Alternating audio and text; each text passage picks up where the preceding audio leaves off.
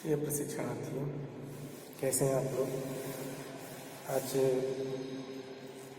पिछले वीडियो में हम लोग बात कर रहे थे मीनिंग ऑफ एजुकेशन, जिसमें शिक्षा क्या है, शिक्षा के शाब्दिक अर्थ, परक अर्थ, और उसमें भारतीय विद्वानों के अनुसार, पाश्चात्य विद्वानों के अनुसार, और फिर उसके बाद विभिन्न विद्वानों ने कैसे शिक्षा को परिभाषित किया है उसको भी हम लोगों ने देखा था। फिर शिक्षा के संकुचित अर्थ, व्यापक अर्थ, समन्वित अर्थ या इसी को वास्तविक अर्थ या संतुलित अर्थ भी कहते हैं। तो इन सब बातों पर बात हो चुकी थी पिछले 2-3 वीडियो में। आज हम लोग उसके आगे आपके सिलेबस में है कोर्स 2 यूनिट 1 में एम्स ऑफ एजुकेशन, यानी शिक्षा के उद्देश्य। तो आज हम लोग शिक्षा के उद्देश्य के संबंध में बात करेंगे।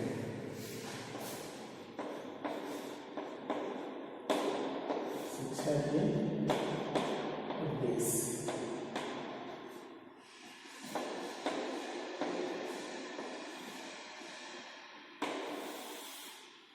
AIIMS of education, AIIMS of education,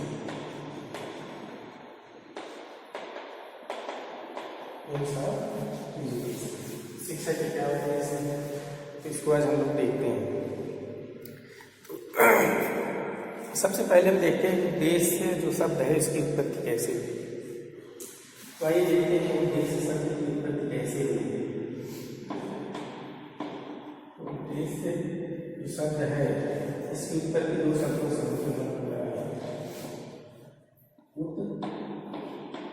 plus this, है ना। ये 2 शब्द से मिलकर बनी है। उत का अर्थ क्या है, आगे बढ़ाना, और दिस का अर्थ क्या है, दिशा। उत का अर्थ क्या है, आगे बढ़ाना। इसका इस उत का क्या अर्थ है, इस उत का अर्थ है आगे बढ़ाना, आगे बढ़ाना। और दिस का क्या है, दिस का अर्थ है दिशा। दिस का अर्थ क्या है, दिशा। अर्थात इसको दोनों पर मिला तो क्या अर्थ निकलेगा। एक लाइन में हम क्या कर सकते हैं कि जो आगे की ओर बढ़ने के लिए दिशा का पथ प्रदर्शन करते हैं उसे उद्देश्य कहते हैं। क्या कह सकते हैं कि जो आगे की ओर बढ़ने हेतु दिशा का क्या करते हैं, पथ प्रदर्शन करते हैं। उद्देश्य वह है जो आगे की ओर बढ़ने हेतु दिशा का पथ प्रदर्शन करते हैं।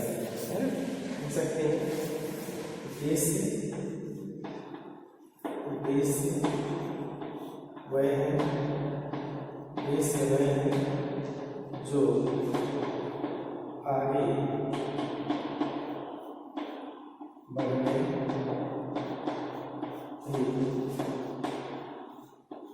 दिशा का पथ प्रदर्शन करते हैं, दिशा का पथ प्रदर्शन करते हैं, दिशा का पथ प्रदर्शन करते हैं। उद्देश्य वह है जो आगे बढ़ने की दिशा का पथ प्रदर्शन करते हैं। ये क्या हो गया, उद्देश्य का व्युत्पत्ति परक अर्थ हो गया, है ना। जो आगे बढ़ने हेतु दिशा का क्या करते हैं, पथ प्रदर्शन करते हैं, उसे हम उद्देश्य कहते हैं। ये तो उद्देश्य का शाब्दिक अर्थ है, व्युत्पत्ति परक अर्थ है। तो इससे हम क्या निष्कर्ष यह निकाल सकते हैं कि उद्देश्य वह है जो हमें आगे बढ़ने के लिए दिशा प्रदान करते हैं, या आगे बढ़ने के मार्ग को दिखाते हैं, या आगे बढ़ने के मार्ग का पथ प्रदर्शन करते हैं। उन्हें हम क्या कहते हैं, उद्देश्य कहते हैं। अब बात यह आती है कि शिक्षा की प्रक्रिया में जो शिक्षक हैं और छात्र हैं, विद्यार्थी हैं, कैसे आगे बढ़ें, किस रूप में आगे बढ़ें, और इसके लिए उद्देश्यों का निर्धारण क्या कर लिया जाता है, शिक्षण कार्य के पूर्व में ही कर लिया जाता है। शिक्षण कार्य करने के पहले ही कर लिया जाता है। और इसी कारण शिक्षा क्या है? उद्देश्यपूर्ण प्रक्रिया है। इसीलिए कहा जाता है शिक्षा क्या है? शिक्षा एक उद्देश्यपूर्ण प्रक्रिया है। क्यों उद्देश्यपूर्ण प्रक्रिया है? क्योंकि इसमें शिक्षक और शिक्षार्थी कैसे आगे बढ़ें, इसके लिए उद्देश्यों का निर्धारण पूर्व में ही कर लिया जाता है। एक शिक्षक कक्षा में बच्चों को शिक्षा देने से पहले उद्देश्यों का निर्धारण करके तब कक्षा में जाता है और उसी उद्देश्य के अनुसार वो शिक्षण प्रक्रिया को आगे बढ़ाता है। इसीलिए कहा गया है शिक्षा क्या है? उद्देश्यपूर्ण प्रक्रिया है, जिसमें उद्देश्यों को निर्धारित करके शिक्षा का कार्य आगे बढ़ता है। प्रायः बहुत सारे प्रश्न भी उठते हैं कि शिक्षा क्या है, उद्देश्य क्या है। तो इसके लिए प्रायः यदि शिक्षा उद्देश्यपूर्ण प्रक्रिया है तो शिक्षा को किन उद्देश्यों की पूर्ति करना है। बहुत सारे उद्देश्य होते हैं जिनकी पूर्ति करना है और किन उद्देश्यों की पूर्ति नहीं करना है। इसको दृष्टिगत रखते हुए कुछ अगर हम ऐसा कहें तो कौन सा उद्देश्य सर्वमान्य होगा, सर्वग्राही होगा, ऐसा कुछ कहना थोड़ा सा असंभव होगा या कल्पना से परे होगा। क्यों परे होगा? क्योंकि समय, परिस्थिति, कंडीशन, आवश्यकता, समाज की मांग के अनुसार इसमें क्या होते हैं, निरंतर परिवर्तन आते रहते हैं, निरंतर बदलाव आते रहते हैं। इन बदलाव के आधार पर हम यह कह सकते हैं कि जो उद्देश्य होते हैं इन सब एजुकेशन की वह सार्वभौमिक नहीं होते या सार्वभौमिक या सर्वग्राही उद्देश्य की जैसी कल्पना करना थोड़ा सा असंभव है। तो इन सभी प्रश्नों के उत्तर को हम ध्यान में रखें या जो विभिन्न विद्वान हैं, शिक्षा शास्त्री हैं, उनके भी मतों को दृष्टिगत रखें। तो रखते हुए यही कहा जा सकता है कि शिक्षा का कोई भी सर्वग्राही सार्वभौमिक उद्देश्य थोड़ा सा कल्पना उसकी नहीं की जा सकती। तो शिक्षा के उद्देश्यों की आवश्यकता क्यों है? बात ये भी प्रश्न आता है कि शिक्षा के उद्देश्यों की क्यों आवश्यकता पड़ती है। तो क्यों आवश्यकता पड़ती है शिक्षा के उद्देश्यों की? तो इसके प्रश्न के उत्तर में भी बहुत सारे कथन हैं। इसके प्रश्न के उत्तर में भी बहुत सारे कथन हैं। इस प्रश्न के उत्तर को अगर हम देखें तो कुछ बिंदुओं से देख सकते हैं। जैसे शिक्षा के उद्देश्य, जो शिक्षा के उद्देश्य हैं वह शिक्षक और शिक्षार्थी को शिक्षा प्रक्रिया में आगे बढ़ने हेतु सहायता करते हैं, है ना।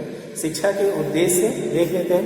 जो शिक्षा के उद्देश्य हैं उसको क्या देते हैं, वे शिक्षक और शिक्षार्थी को आगे बढ़ने हेतु क्या करते हैं, सहायता करते हैं। एक शिक्षा के उद्देश्य शिक्षक और शिक्षार्थी को शिक्षा प्रक्रिया में आगे बढ़ने हेतु सहायता करते हैं, है ना। कि शिक्षा के उद्देश्य शिक्षा के उद्देश्य शिक्षा के उद्देश्य शिक्षक और शिक्षार्थी को शिक्षक और शिक्षार्थी को शिक्षक और शिक्षार्थी को शिक्षण प्रक्रिया में शिक्षण प्रक्रिया में शिक्षण प्रक्रिया में आगे बढ़ने हेतु सहायता करते हैं। शिक्षण प्रक्रिया में आगे बढ़ने में क्या करते हैं, सहायता करते हैं।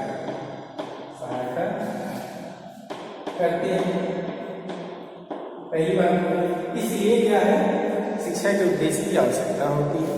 तो जो छात्र है, शिक्षक है, वो शिक्षा की प्रक्रिया में, शिक्षण प्रक्रिया में आगे बढ़ने में क्या होते हैं, उनकी सहायता करते हैं, मदद करते हैं। पहली बात समझ में आने वाला ये जो उद्देश्य होते हैं, उद्देश्य निर्धारित करके ही शिक्षक शिक्षार्थी के समूह क्लासरूम में जाता है और अपने उद्देश्य के अनुसार जो पाठ्यक्रम है, सिलेबस है, उसको दृष्टिगत रखते हुए शिक्षण प्रक्रिया को आगे बढ़ाने में उसकी मदद लेता है और उसी के अनुसार वह आगे बढ़ता है। तो पहली आवश्यकता ये हो गई। दूसरी बात क्या होगी, शिक्षा की पाठ्यचर्या बनाने में मदद करती है। दूसरी बात यह है, शिक्षा की पाठ्यचर्या बनाने में मदद करती है। शिक्षा की पाठ्यचर्या बनाने में मदद करती है। शिक्षा की पाठ्यचर्या निर्माण करने में निर्मित करने में मदद करती है।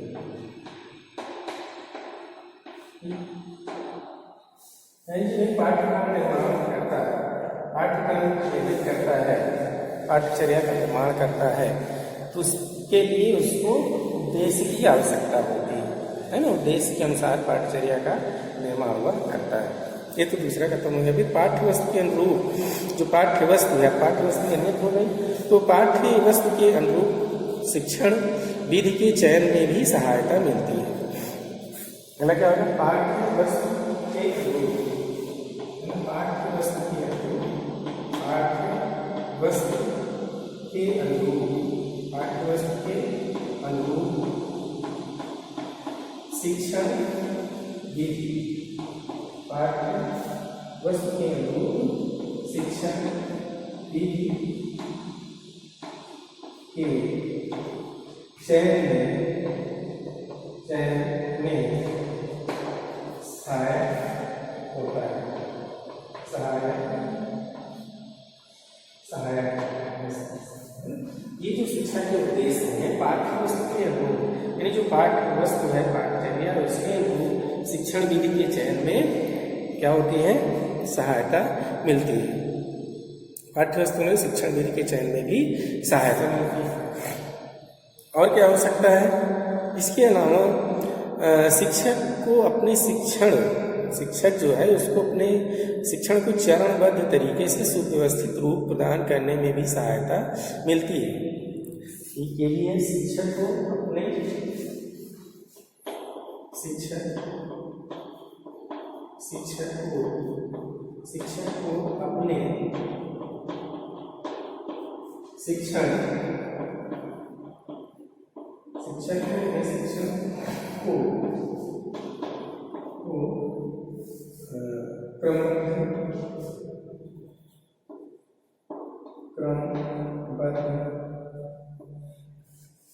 क्रमबद्ध एवं व्यवस्थित बनाने में इससे क्या मिलती है? मदद मिलती है। व्यवस्थित बनाने में सहायता मिलती है, सहायता मिलती है। व्यवस्थित बनाने में क्या मिलती है? सहायता मिलती है। ठीक, एक बात ये होगी। फिर और क्या हो सकता है इसके अलावा? शिक्षक को अपने शिक्षण कार्य को सुव्यवस्थित एवं क्रमबद्ध बनाने में सहायता मिलती है। निरर्थक प्रयास से मिलती है। ऊपर लिख दे रहे हैं, नीचे नहीं दिख रहा है शायद ना, तो बस है ना। और क्या हो सकता है? निरर्थक प्रयास, यानी कहा जाता है जब तक उद्देश्य नहीं, कोई उद्देश्य लेकर के कार्य नहीं किया जाता तो क्या होता है? इसमें बहुत सारे निरर्थक प्रयास भी करने पड़ते हैं, बहुत सारे ऐसे कार्य भी करने पड़ते हैं जिससे कोई लाभ नहीं मिल पाता, जिससे समस्या का समाधान नहीं मिल पाता।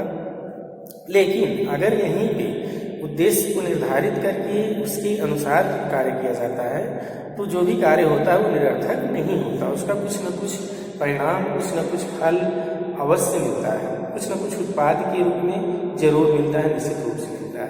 इसलिए उद्देश्य के निर्धारण की आवश्यकता होती है।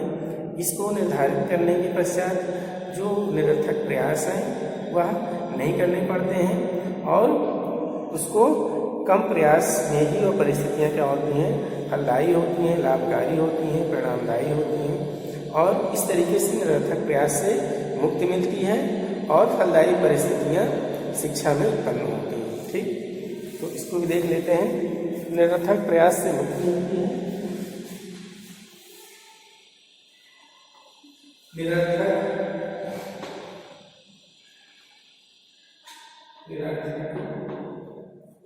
प्रयास से मुक्ति मिलती है,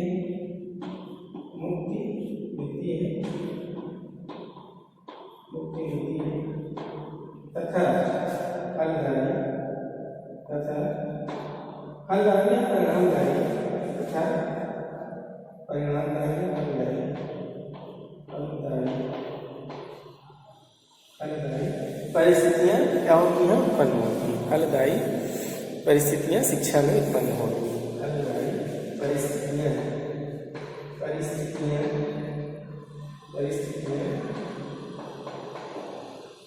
शिक्षा में शिक्षा उत्पन्न होती है। तो ये निरंतर प्रयास से मिलती है, और जो निरंतर प्रयास से मिलने में जो भी कार्य होंगे उसके कुछ न कुछ फल जरूर मिलेंगे, उसके कुछ न कुछ परिणाम निश्चित रूप से मिलेंगे। और कुछ नहीं सकते हैं, फलों की आवश्यकता यहाँ पे लिखी है।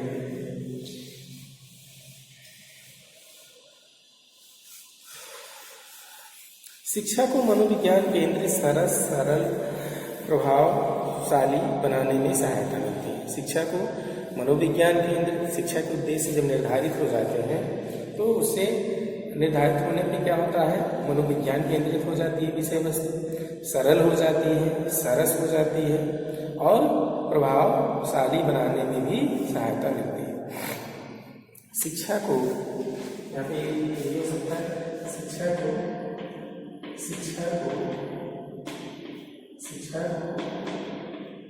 को मनोविज्ञान केंद्रित सरल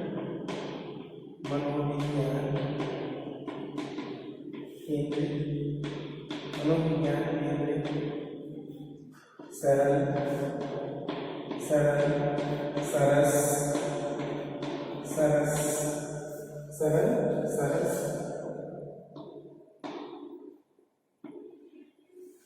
शिक्षा को मनोविज्ञान के सरस है ना तथा प्रभावशाली बनाने में सहायता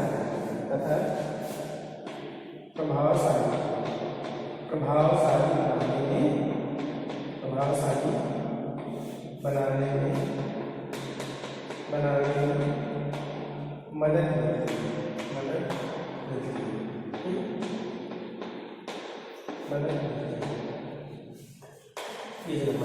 इसको आप लोग देख लीजिए एक बार, दिख रहा नहीं है। तो ये सारी चीज़ें हैं। अब अभी और कुछ बातें हैं लेकिन इसको हम नेक्स्ट पेज पे देख लेते हैं। फिर एक बार इसको पुनः देख लेते हैं कि शिक्षा के उद्देश्यों की क्यों आवश्यकता है।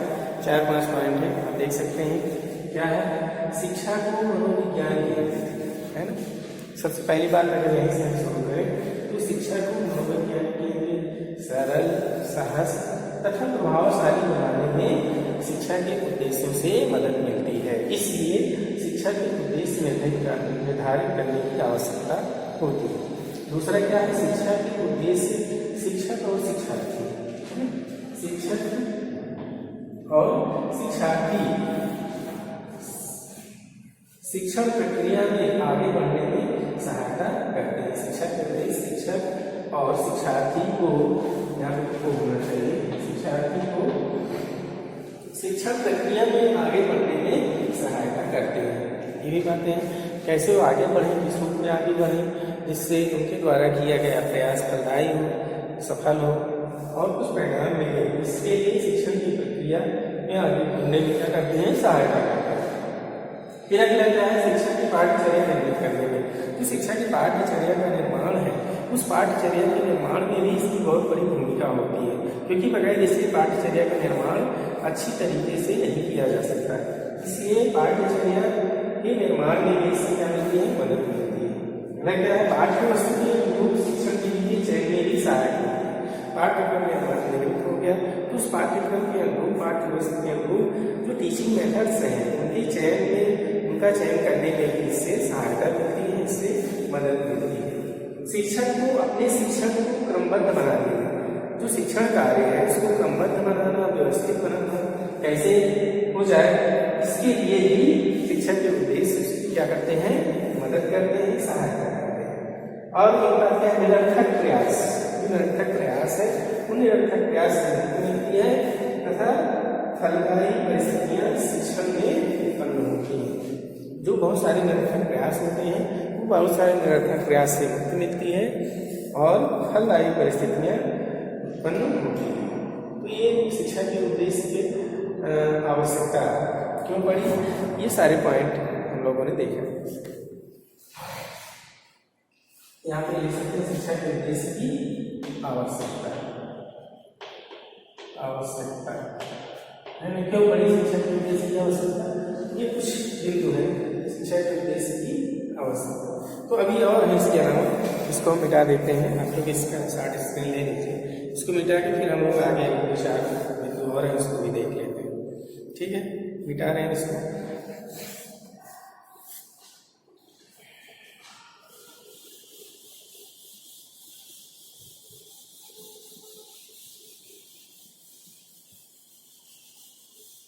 तो ये सारी चीजें हैं, इसको देखने से समझ आता है क्यों शिक्षा के उद्देश्य निर्धारित करने में इसकी आवश्यकता पड़ती है। तो अभी एक दो पॉइंट और इसको हम लोग देख लेते हैं। ठीक है,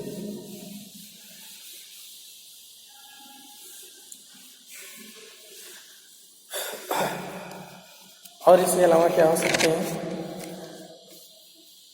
अब जब शिक्षा के उद्देश्य निर्धारित हो जाते हैं तो दो तीन चीज़ों की और बचत होती है।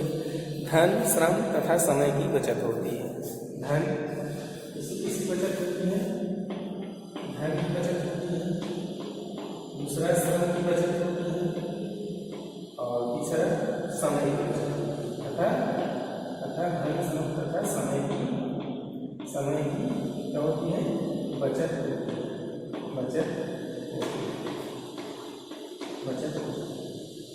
देखिए कैसे बचत होती है भाई। जब उद्देश्य निर्धारित हो गए, तो उद्देश्य जब निर्धारित हो गए तो व्यक्ति को बिना उद्देश्य के जो बहुत सारे प्रयास, बहुत सारे कोशिश करने होते हैं, तो उसमें बहुत सारा श्रम भी लगता है, समय भी जाता है और धन भी लगता है।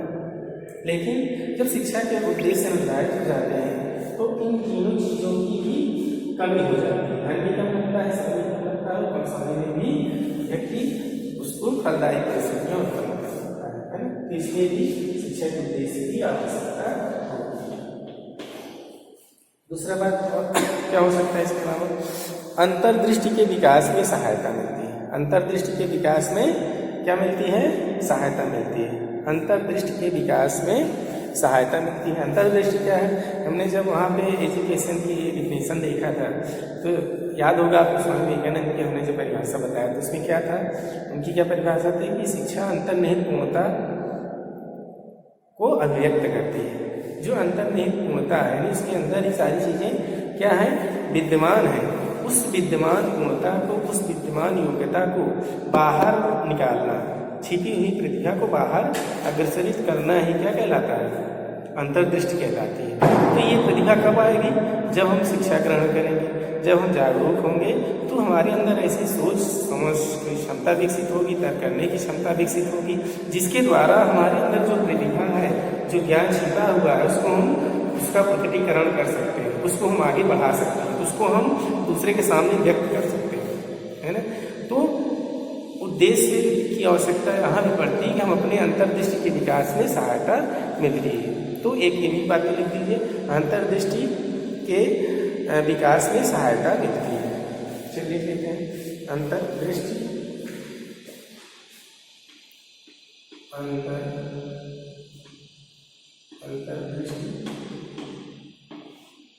के विकास में, अंतर्दृष्टि के विकास में सहायता मिलती है। अंतर्दृष्टि के विकास में क्या मिलती है? सहायता मिलती है। अंतर्दृष्टि के विकास में सहायता मिलती है। ठीक है,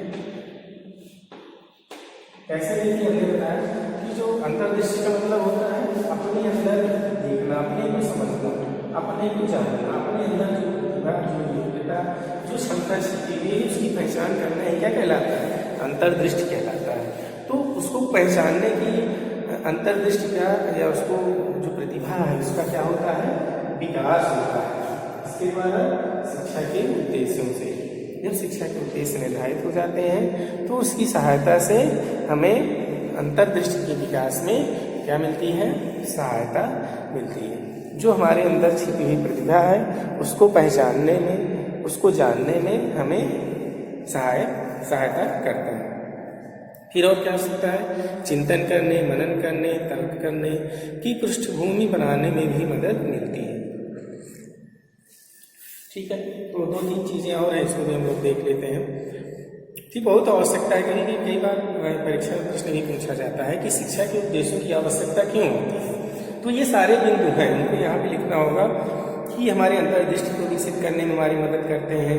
हमारे अंदर जो प्रतिभा है उसको जानने में समय धन का खर्च कम लगे इसके लिए सहायक है, और निरर्थक जो प्रयास है उससे मुक्ति मिलती है, और जो शाखा की फलदायी परिस्थितियाँ उसका भी निर्माण होता है। तो ये बहुत सारे प्रश्न हैं जिनके उत्तर में हम उसको देख सकते हैं।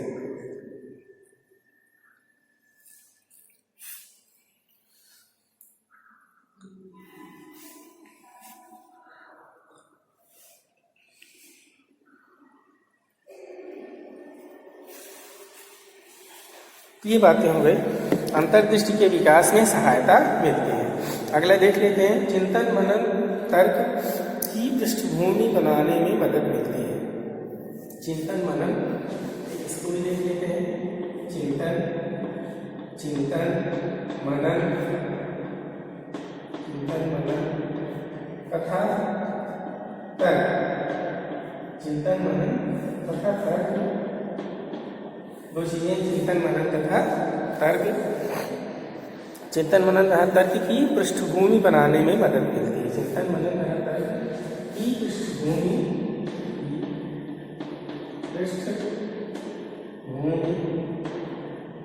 बनाने में मदद मिलती है।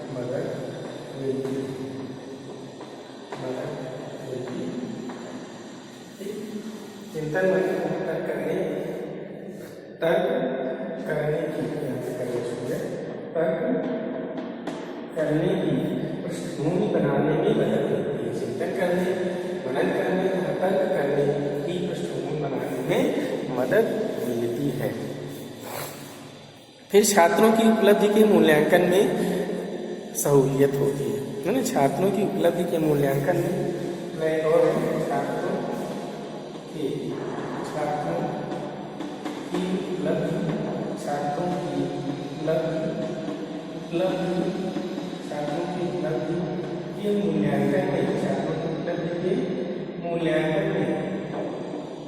छात्रों की उपलब्धि के मूल्यांकन में सहूलियत मिलती है ना।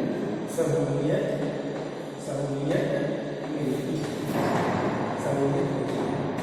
है। ये बातें होंगी छात्रों की उपलब्धि के मूल्यांकन में सहूलियत मिलती है। तो 3-4 बातें और होंगी, इसको भी आप पहला क्या है, धन और समय की बचत होती है। अंतर्दृष्टि के विकास में सहायता मिलती है। चिंतन मनन तथा तर्क करने की पृष्ठभूमि बनाने में मदद मिलती है। छात्रों की उपलब्धि के मूल्यांकन में सहूलियत मिलती है।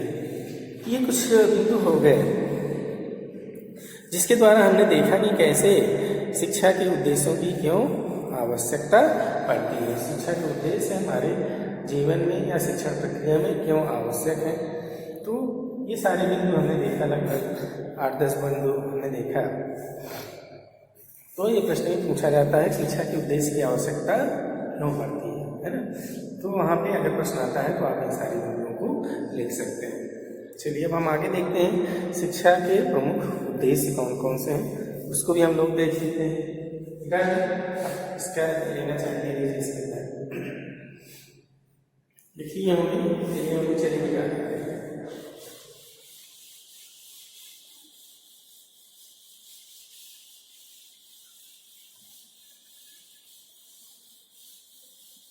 शिक्षा के प्रमुख उद्देश्य कौन कौन से?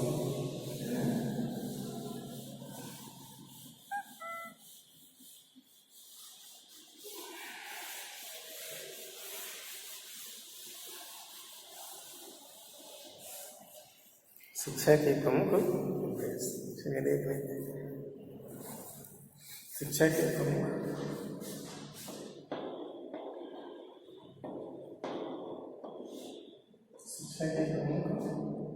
उद्देश्य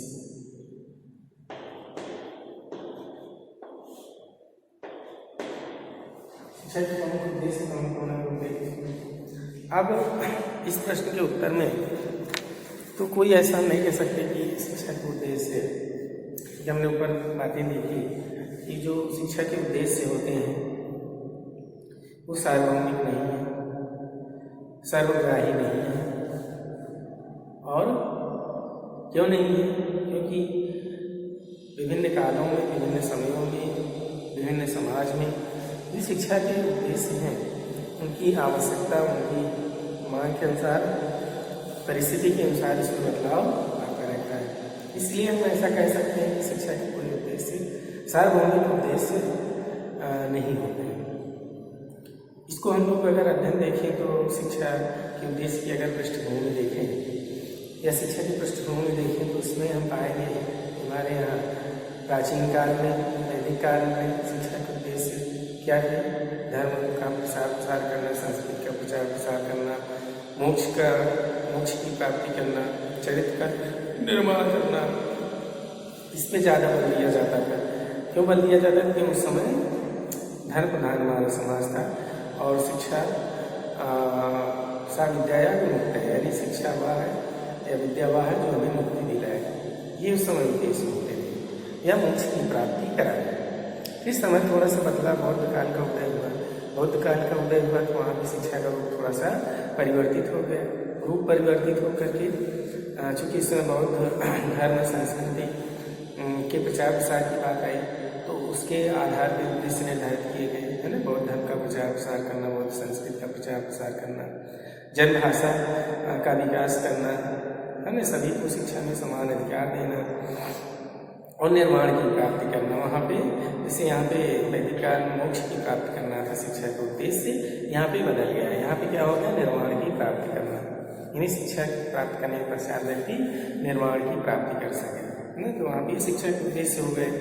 फिर उसके बाद समय बदला, मध्यकालीन आया, मुस्लिम आक्रमण हमारे यहाँ भी, वो लोग यहाँ पे आकर के बस गए तो यहाँ की धर्म संस्कृति का बहुत ज़्यादा क्षति पहुँचाए और अपने धर्म का विकास, अपनी कट्टरता की ज़्यादा प्रधानता थी।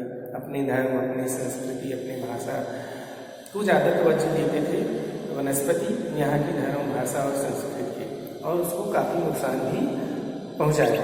तो क्या हो गया? धर्म शिक्षा का उद्देश्य उस समय हो गया कि भौतिक ऐश्वर्य की प्राप्ति करना, भौतिकता का विकास करना, है ना। उनका ये मानना था, क्योंकि वो परलोक में विश्वास नहीं करते हैं, ये लौकिक होते हैं, तो वो सोचते हैं कि जब तक है तब तक अच्छे से जीवन जिए, सुखपूर्वक जीवन जिए, क्योंकि यही सब कुछ है। तो उनका क्या था? भौतिक संपन्नता की प्राप्त करना, इस्लाम संस्कृति का प्रचार प्रसार करना, कट्टरता का विकास करना, है ना, अपने धर्म का विकास करना, दूसरे के धर्म को नहीं समझना। तो ये सारे शिक्षा के उद्देश्य वहाँ पे बन गए। फिर थोड़ा सा और समय बदला, हमारे यहाँ विदेशी कंपनियाँ हैं, ब्रिटिश कंपनियाँ, डच, पुर्तगाली, फ्रांसीसी, ये सारी कंपनियाँ हैं, है ना। इन्होंने भी शिक्षा पे काफ़ी प्रभाव डाला। ये अपने अनुसार शिक्षा पहले व्यापार करना था, फिर व्यापार करके कुछ तो कंपनियाँ चली गई और कुछ यहाँ पे बस गए। तो बस गए तो चूँकि उनको उनकी भाषा दूसरी थी, यहाँ के लोगों की भाषा फारसी, संस्कृत, हिंदी, ये सब का मिश्रण था इसमें। तो उनको अपनी बात को पहुँचाने के लिए, यानी बात विकास करने के लिए यहाँ की भाषा और अपनी भाषा को यहाँ के लोगों को सिखाना और यहाँ की भाषा को स्वयं सीखने की आवश्यकता थी। तो यहाँ की भाषा वो न सीख के थे, अपने यहाँ की भाषा को वो यहाँ पे कुछ लोगों को सिखाना चाहे, जिससे उनको एक क्लर्क मिल सके और एक तरीके से द्विभाषीय का कार्य उनके बीच कर सके। इस तरीके से उन्होंने धीरे धीरे पाश्चात्यवादी शिक्षा का प्रचार प्रसार किया, अंग्रेजी भाषा का प्रचार प्रसार किया, आधुनिकता का विकास किया, भारतीय धर्म संस्कृति की बहुत एक दृष्टि से देखा। तो उस समय शिक्षा की थोड़ा सा उद्देश्य बदल गया। फिर 1847 में हमारा देश, 1947 में देश स्वतंत्र हुआ।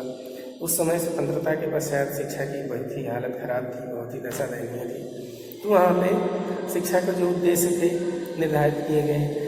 अपने यहाँ सर्वप्रथम जो आयोग आया, राधा कृष्णन आयोग आया 1948 में, फिर मुदालियर आयोग आया 1952 में, फिर शिक्षा आयोग आया 1964 में, फिर 68 में राष्ट्रीय शिक्षा नीति आई, फिर 86 में नई शिक्षा नीति आई, है ना। फिर 92 में संशोधित शिक्षा नीति, अस्पताल समिति, ऐसे बर्मा समिति, बर्मा रिपोर्ट, ऐसे आते आते जाकर के यहाँ राष्ट्रीय शिक्षा नीति 2020 की गई। तो जिसमें हर में देखें तो हर समय शिक्षा के उद्देश्य क्या हुई, परिवर्तित हुए। उस समय आवश्यकता और परिस्थिति के अनुसार उसमें बदलाव आते हैं। तो इस सब को देख करके या इसका विहंगमावलोकन करके हमने यही निष्कर्ष निकाला कि शिक्षा के कोई भी सर्वग्राही या सार्वभौमिक उद्देश्य नहीं है। क्यों नहीं है? क्योंकि समय और परिस्थिति के अनुसार जो समय बदलता रहता है उसके अनुसार इसमें भी बदलाव होता रहता है। तो इस तरीके से शिक्षा के उद्देश्य अगर हम देखें तो तात्कालिक समय में पहले तो व्यक्तित्व के उद्देश्य होते हैं, एक व्यक्ति के उद्देश्य होते हैं। शिक्षा प्राप्त करके व्यक्ति अपना विकास करता है ना। उसके बाद फिर क्या किसका विकास करता है? समाज का विकास करता है। फिर समाज का विकास करने के पश्चात राष्ट्र का विकास करता है। तो मूलतः अगर देखें तो शिक्षा के 3 उद्देश्य हैं, व्यक्तित्व से संबंधित, समाज से संबंधित और राष्ट्र से संबंधित। ठीक है, व्यक्तित्व से संबंधित उद्देश्य क्या हो सकते हैं? व्यक्तित्व का विकास करना, नैतिक चरित्र का विकास करना, है ना, मानसिक विकास करना, बौद्धिक विकास करना, शारीरिक विकास करना। ये सब क्या हो गए? व्यक्तित्व के विकास हो गए, यानी किसी व्यक्ति के विकास की बात आ गई। फिर दूसरा सामाजिक विकास, सामाजिकता के विकास करना, बच्चों में सामाजिकरण की प्रवृत्ति जागृत करना, सामाजिक नियम कानून को उनको सिखलाना, सामाजिक गतिविधियों को प्रश्रय देना, सामाजिक विकास करना। ये सब कुछ प्रमुख सोशल एम्स हो गए, सामाजिक उद्देश्य हो गए। फिर राष्ट्र के भी कुछ उद्देश्य होते हैं, व्यक्ति में अच्छे नेता बनने की गुण का विकास करना, है ना, राष्ट्रीयता का विकास करना, राष्ट्रीय चरित्र का उत्थान करना, अंतर्राष्ट्रीय सद्भावना का विकास करना, राष्ट्र की उन्नति में अपने को न्यौछावर कर देना। ये सारे कुछ राष्ट्र से संबंधित शिक्षा के उद्देश्य हैं। तो इस तरह से सामाजिक उद्देश्य, राष्ट्र से संबंधित उद्देश्य और व्यक्ति से संबंधित उद्देश्य, ये मूलतः 3 वर्गों में बांट सकते हैं इसको, व्यक्ति से संबंधित, राष्ट्र से समाज से संबंधित और अगर हम देखें इसका वर्गीकरण हम मुख्यतः 3 रूपों में कर सकते हैं, है ना।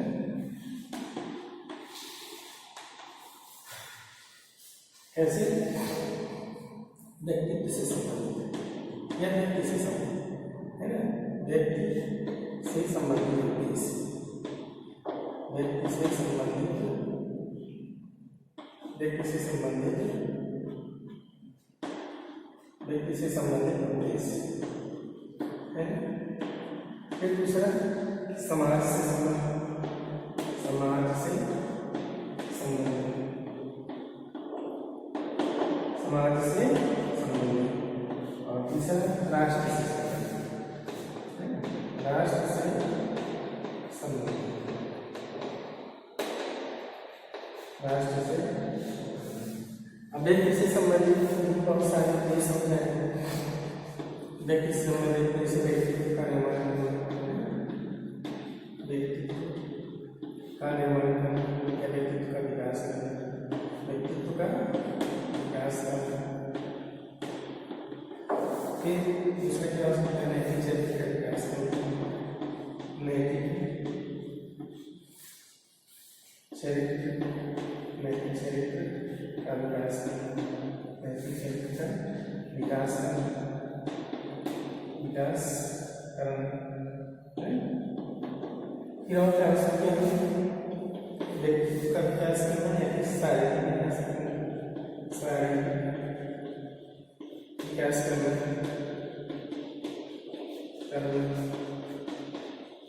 मानसिक विकास करना, मानसिक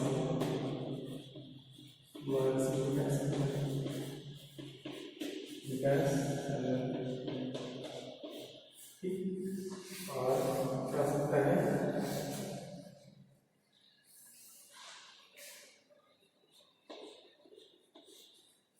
तो ये कुछ प्रमुख उद्देश्य और भी हो सकते हैं, लेकिन ज़्यादा नहीं है। ऐसे अगर हम देखें सामाजिक की बात करें, समाज से संबंधित है, तो छात्रों की सामाजिकरण का विकास करना, छात्रों में सामाजिकरण का विकास करना, समाजीकरण का विकास करना, समाजीकरण का विकास करना, समाजीकरण का विकास करना, समाज को उन्नत बनाना, उन्नतशील बनाना, सामाजिक दायित्व का निर्माण करना, सामाजिक दायित्व का निर्माण करना, निर्वहन करने, निर्वहन करने। फिर और क्या हो सकता है?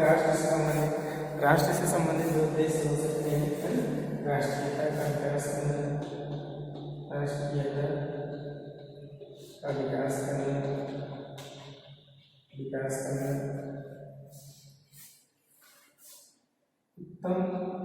उत्तम नेतृत्व क्षमता का विकास करना,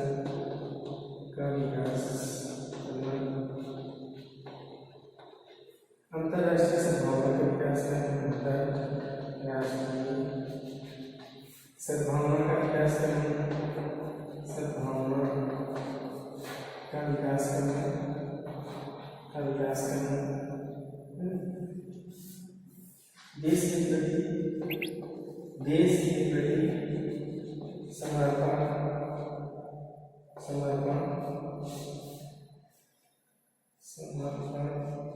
की भावना का विकास करना, समर्पण की भावना का विकास करना। तो इस तरीके से मूलतः हम देख सकते हैं ऐसे सामाजिक उद्देश्य, व्यक्ति से संबंधित उद्देश्य और राष्ट्र से संबंधित उद्देश्य। तो इनके अलावा शिक्षा के बहुत सारे उद्देश्य हैं, उनको भी हम लोग देख लेते हैं। तो इसको एक बार देख लीजिए, आप लोग स्क्रीनशॉट लेना चाहें तो ले सकते हैं, है ना। अब हम कुछ और शिक्षा के उद्देश्य देख लेते हैं, ठीक। तो इसको हम मिटा देते हैं, कुछ और देख लेते हैं।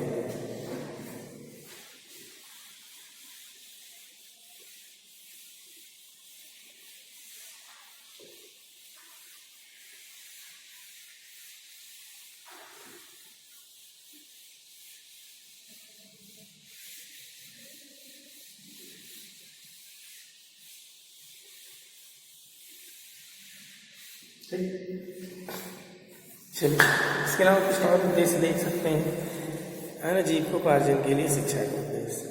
सबसे पहली बात क्या है? प्रायः शिक्षा के उद्देश्य देश काल परिस्थिति के अनुरूप जो कि बदलते रहते हैं, नया रूप धारण करता रहता है। किंतु विद्यालय में अध्ययन कार्य में लगे जो शिक्षक और शिक्षार्थी हैं, उनको अनेक उद्देश्यों में से एक उद्देश्य का चयन करके और उसके अनुसार शिक्षण कार्य व्यवहार को करना ही पड़ता है। तो इससे इसको दृष्टिगत रखते हुए कुछ प्रमुख उद्देश्य और है, जिसमें पहला जीविकोपार्जन के लिए शिक्षा का उद्देश्य। जीविकोपार्जन के लिए शिक्षा का उद्देश्य पहला क्या है?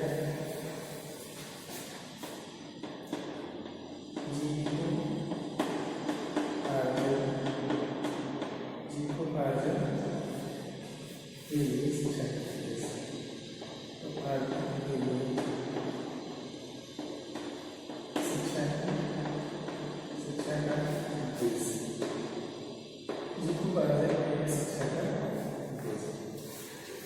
जीविकोपार्जन के लिए शिक्षा का उद्देश्य क्या है?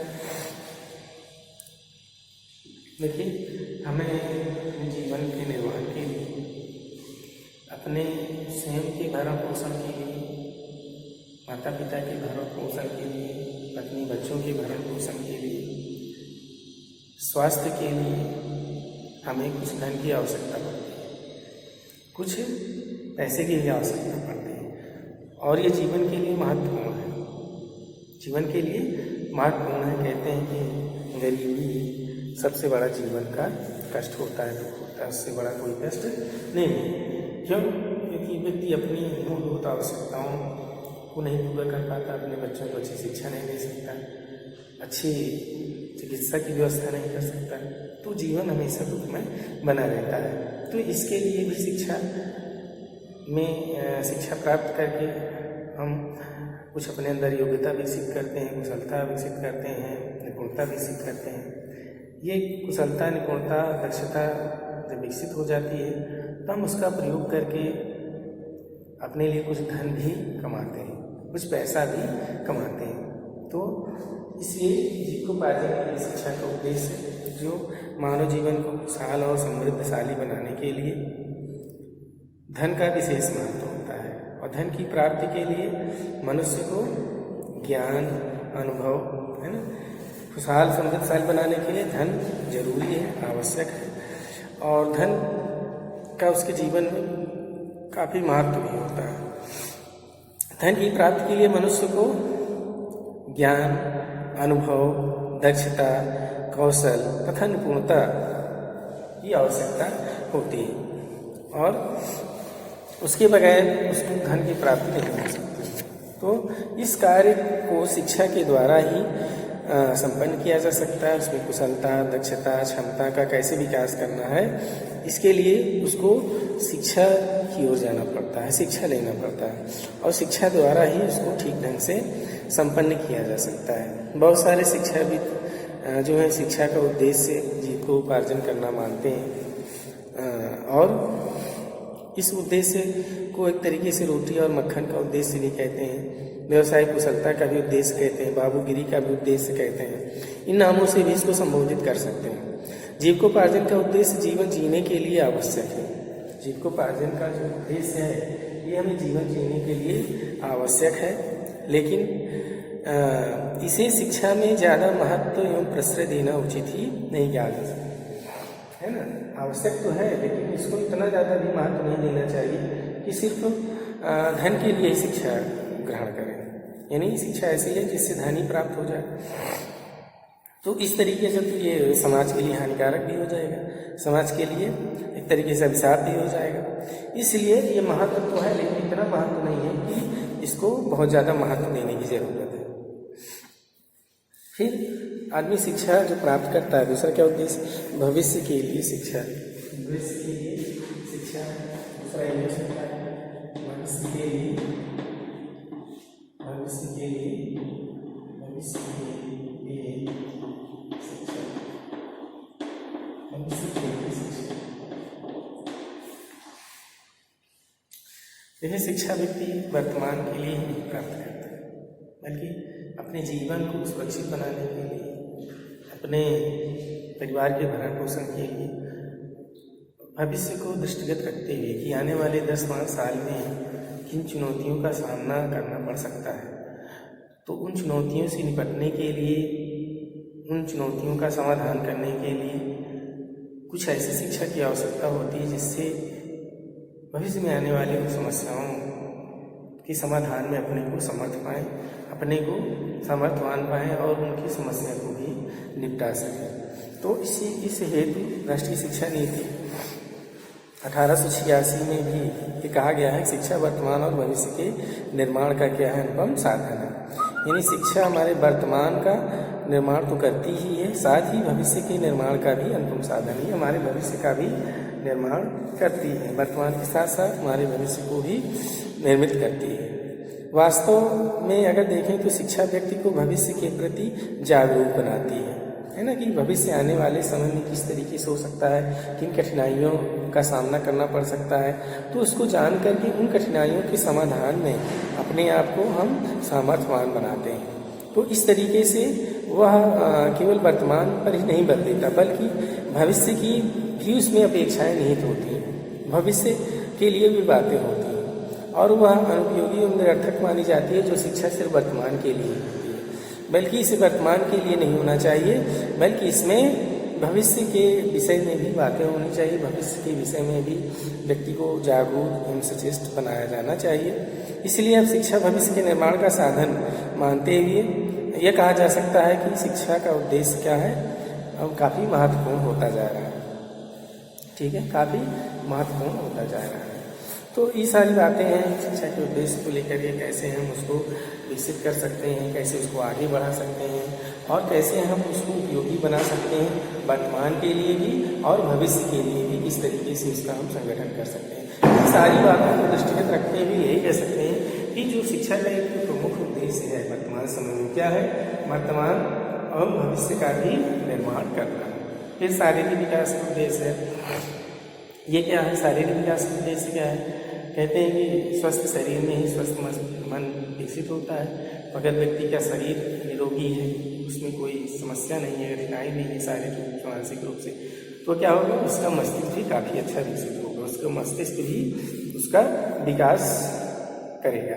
लेकिन अगर शरीर उसका स्वस्थ नहीं है तो मस्तिष्क भी उसका उसका विकसित नहीं हो पाएगा। इसके लिए यह जरूरी है कि शिक्षा द्वारा कैसे बच्चों को जागरूक बनाया जाए, उनको शारीरिक विकास के प्रति कैसे सचेष्ट बनाया जाए, कैसे उनको अपने शरीर का ध्यान रख सकें, इसकी ही बातें इसमें सिखलाई जाए। और शिक्षा का विकास करना भी इस संदर्भ में अवस्था का कथन भी है कि स्वस्थ शरीर में ही स्वस्थ मस्तिष्क निर्मित होता है, इसलिए शारीरिक विकास करना शिक्षा का प्रमुख उद्देश्य होना चाहिए। जब बालक का शरीर स्वस्थ होगा तब उसका मन भी स्वस्थ होगा और उसका मस्तिष्क भी स्वस्थ होगा और इस तरीके से वह अपने संपूर्ण लक्ष्य को प्राप्त कर सकेगा। तो शारीरिक विकास पर ही मानसिक विकास भी निर्भर होता है। अगर शरीर वही चीज़ है कि शरीर अगर उसका सही है तो उसका मन भी निर्भर, यानी दोनों एक दूसरे से जुड़े हुए हैं, शारीरिक विकास और मानसिक विकास। इसमें से एक भी थोड़ा सा गड़बड़ है तो दूसरा भी उस पर प्रभाव पड़ता है, यानी एक दूसरे से कोरिलेटेड है, सहसंबंधित है। तो इसलिए शारीरिक विकास की जो कमियां हैं, जो बाधाएं हैं, उसको शिक्षा के माध्यम से दूर किया जा सकता है। मानसिक विकास का उद्देश्य फिर अगला एक ये भी है, मानसिक विकास का उद्देश्य एम्स ऑफ मेंटल डेवलपमेंट। इसका क्या कारण है? इसमें शिक्षा का एक प्रमुख उद्देश्य मानसिक विकास करना है। बिना मानसिक विकास के शारीरिक विकास नहीं संभव, बिना शारीरिक विकास के मानसिक विकास संभव नहीं है। तो बालक अपने लक्ष्य को तभी प्राप्त कर सकता है जब वह शारीरिक और मानसिक रूप से पूरी तरीके से स्वस्थ हो, संतुष्ट हो।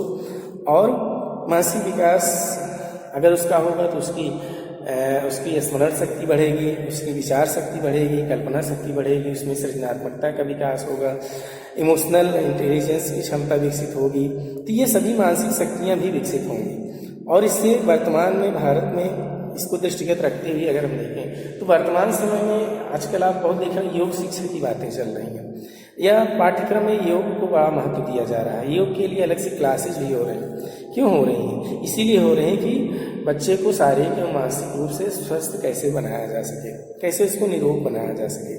तो उसके शारीरिक एवं मानसिक विकास को अत्यधिक बल देने के लिए आज वर्तमान समय में योग शिक्षा का काफ़ी प्रचलन हो गया है और इसको पाठ्यक्रमों में इसके लिए भी एक क्लास निर्धारित किया गया है। बच्चों को उसको सिखाया जाता है, कराया जाता है, जिससे मानसिक और शारीरिक रूप से वे काफ़ी स्वस्थ रहें और चुस्त दुरुस्त रहें। चारित्रिक और नैतिक विकास का उद्देश्य भी है। प्राचीन समय में अभी शिक्षा का काफ़ी प्रमुख उद्देश्य हुआ करता था। प्राचीन समय में वैदिक काल में विशेष करके आदर्शवादी शिक्षा पर भी इसका ज़्यादा बल दिया जाता था। चरित्र व नैतिकता से ही अच्छे गुरुओं का भेद हो सकता है, क्या अच्छा है क्या बुरा है इसकी पहचान हो सकती है। और व्यक्ति का चरित्र नैतिकता उसके संपूर्ण जीवन पर प्रभाव डालती है। जो उसका जीवन होता है उसके संपूर्ण जीवन पर उसका प्रभाव पड़ता है। इसके संबंध में दार्शनिक हर्बर्ट महोदय उनका कहना था शिक्षा के समस्त कार्य, जो शिक्षा के संपूर्ण कार्य हैं, वो केवल नैतिकता से ही प्रकट किए जा सकते हैं, क्योंकि नैतिकता से ही सब कुछ आता है। नैतिकता से सरलता होती है, सरलता से गंभीरता प्रकट होती है, गंभीरता से धैर्य विद्यार्थी में आता है। इस तरीके से शिक्षा के जो समस्त कार्य हैं केवल एक शब्द नैतिकता से ही प्रकट किया जाता है, क्योंकि इसके द्वारा बच्चों में, छात्रों में अन्य जो मानवीय गुण हैं उनका विकास किया जाता है। और बच्चा चारित्रिक व नैतिक विकास के संदर्भ में गांधी का कथन है कि यदि शिक्षा का महत्वपूर्ण स्थान है तो उसका प्रमुख कार्य क्या है? नैतिक शिक्षा प्रदान करना है। ये गांधी जी का कथन है इस संदर्भ में। तो इस तरीके से व्यक्तित्व के सर्वांगीण विकास करना, सामाजिक विकास का उद्देश्य ये बहुत सारे हैं। तो आज हम लोग यहीं तक रखते हैं, काफ़ी ज़्यादा भी इसमें समय लगेगा। एक क्लास अभी और इस पर लेंगे हम लोग, ये चीज़ खत्म हो जाएगी। ठीक, तो आज यहीं पर बात रखते हैं, काफ़ी लंबी समय क्लास भी हो जाएगी। ठीक है, तो फिर इसमें जो शेष बातें बच जा रही हैं इसको हम लोग अगली क्लास में देखेंगे।